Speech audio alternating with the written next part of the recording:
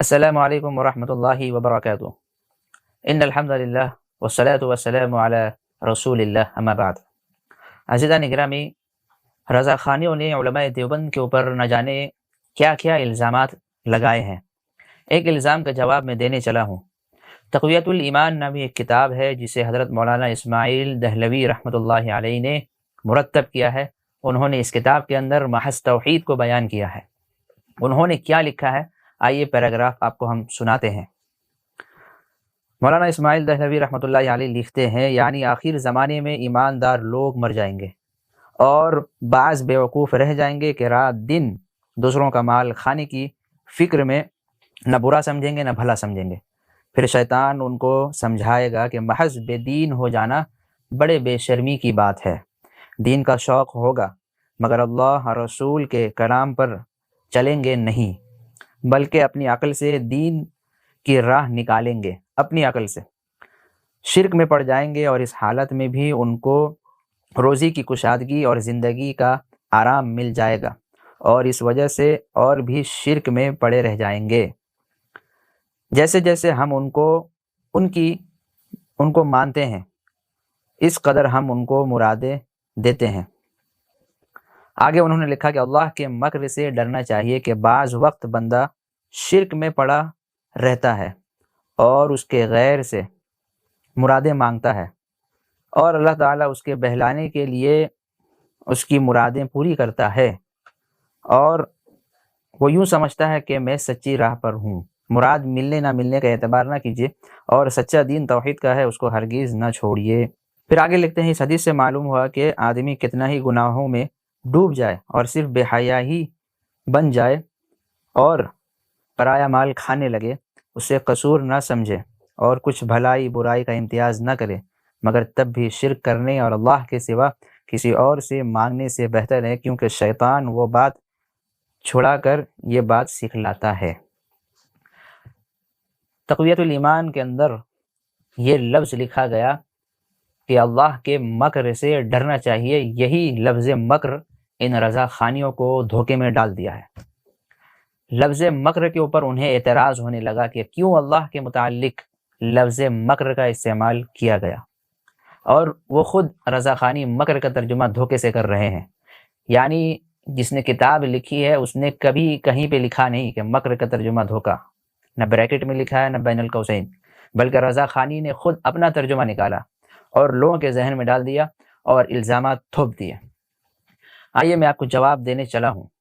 لفظ مکر اللہ تعالیٰ نے اپنی ذات کے لیے قرآن کریم میں استعمال کیا ہے۔ اگر آپ نے قرآن کریم کو صحیح طریقے سے پڑھا ہے اور سمجھا ہے تو آپ کے علم میں یہ بات ہوگی، ورنہ آپ محض جاہل ہیں، ان پڑھ ہیں اور گوار ہیں۔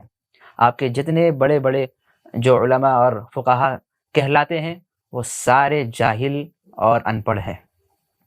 قرآن کریم کے اندر اللہ تبارک و تعالیٰ نے سورہ آل عمران آیت نمبر 54 کے اندر ارشاد فرماتے ہیں اور جنگ کا ایک نقشہ کھینچتے ہیں۔ اس میں اللہ نے آیت نازل کی، وَمَكَرُوا وَمَكَرَ اللَّهُ وَاللَّهُ خَيْرُ الْمَاكِرِينَ، یعنی ایک طرف کفار اور ایک طرف مسلمان کی جماعت، ان دونوں کے اندر آپس میں جب جنگ ہوئی، لڑائی ہوئی، تو اللہ کہتے ہیں کہ ایک کفار بھی تدبیر اختیار کر رہے ہیں اور اللہ تعالیٰ بھی تدبیر اختیار کر رہا ہے۔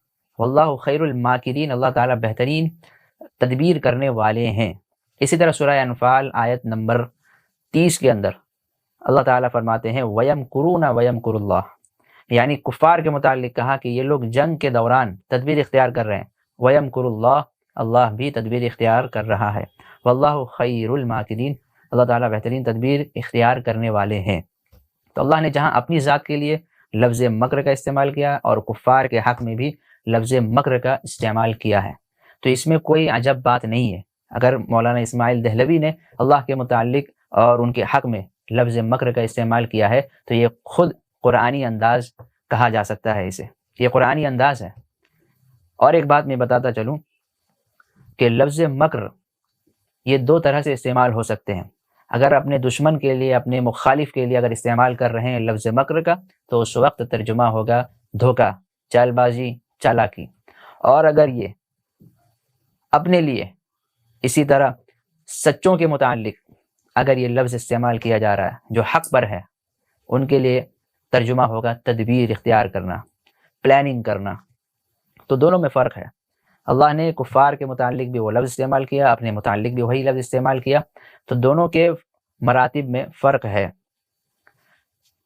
اسی طرح احمد رضا خان بریلوی، انہوں نے جو ترجمہ کیا ہے، انہوں نے بھی دونوں کی کیپیسٹی کو دیکھتے ہوئے ترجمہ کیا، دونوں کے مراتب دیکھتے ہوئے ترجمہ کیا۔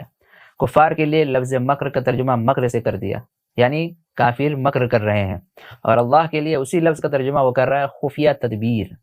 تو جب لفظ مکر کا ترجمہ خفیہ تدبیر ہے، تو اسماعیل دہلوی رحمۃ اللہ علیہ نے بھی لفظ مکر لکھ کر اسی بات کی طرف اشارہ کیا کہ اللہ تعالیٰ کی تدبیر سے بچنا چاہیے، ڈرنا چاہیے، کیونکہ انسان جب گناہ کے کام کرتا ہے تو اللہ کی تدبیریں اس وقت حرکت میں آتی ہے۔ ہو سکتا ہے اسے آزمائش میں مبتلا کر دے، ہو سکتا ہے اسے دنیا میں عذاب دے دے، یا آخرت میں اسے عذاب دے۔ اسے تدبیر سے استعمال کیا گیا، تدبیر کے لیے۔ لیکن ان رضا خانیوں نے محض الزام لگانے کی وجہ سے، الزام تراشی اور بہتان تراشی کی بنیاد پر انہوں نے یہاں سوال کھڑا کر دیا اور علماء دیوبند کے عقائد پر کیچڑ اچھالنے کی کوشش کی ہے، جبکہ انہیں قرآن کریم خود کھول کر دیکھنا چاہیے۔ اور انہوں نے لفظ مکر جو ہے عربی میں ہی استعمال کیا ہے، اپنی طرف سے کوئی معنی انہوں نے نہیں لکھا، اپنی طرف سے اس کا کوئی ترجمہ نہیں کیا۔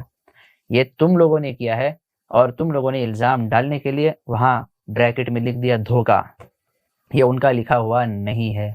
لہذا جب انہوں نے صراحتاً اللہ کے متعلق لفظ دھوکہ کا استعمال نہیں کیا، صرف مکر پہ ہی اکتفا کیا ہے، تو ہم مراد نکالیں گے اور ترجمہ نکالیں گے خفیہ تدبیر سے بچنا چاہیے۔ یہ تمہارے منہ پہ گرم تماچا ہے۔ اللہ تعالیٰ تم لوگوں کو قرآن حکیم سمجھنے کی اور عربی عبارتوں پر مہارت عطا فرمائے، اور ہم سب کو تمہارے مکر سے ہم سب کی حفاظت فرمائے۔ وما علینا الا البلاغ۔